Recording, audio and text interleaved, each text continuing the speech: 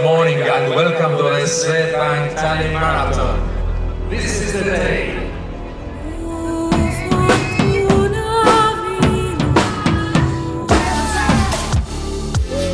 Reedel oli närv sees, eile ei olnud üldse närvi ega tunnet ja täna ei ole veel tulnud ka, et mul ei ole sellist asja enne olnud. Ma ei tea, kas see on hea või halb. Yes, I would like to improve my personal mark.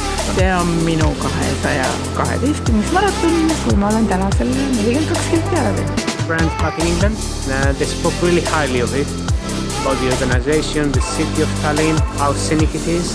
That's why I decided to come over. Esimene maraton siis erilise ootuse üle, et põhiline et läbida.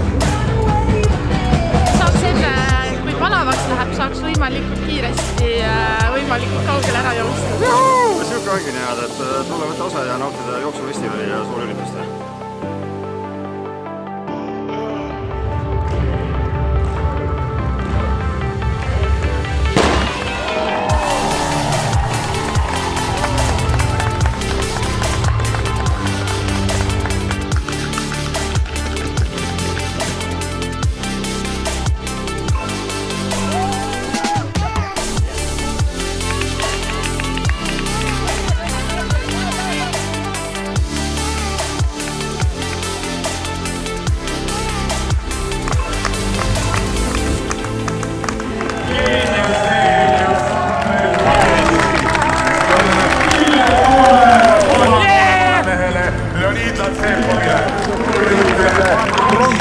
Kõige rohkem olen ma muidugi õnnelik selle üle, et ma sain kodumaal sellise positiivse kogemuse, mida ma veel siin võin tahta, 20. maraton ja siit niimoodi lakkuda, olen tänulik.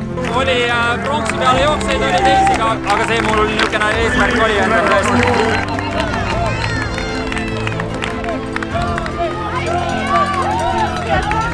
No alates ikka sealt 30-st läksin üles.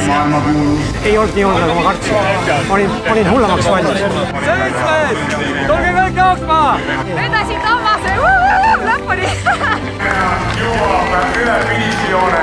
See kõik sai alguse aastal 2000 ja selle mehe Mati Lillialliku unistus, et teha Eestis midagi erilist, teha paremini kui mujal maailmas.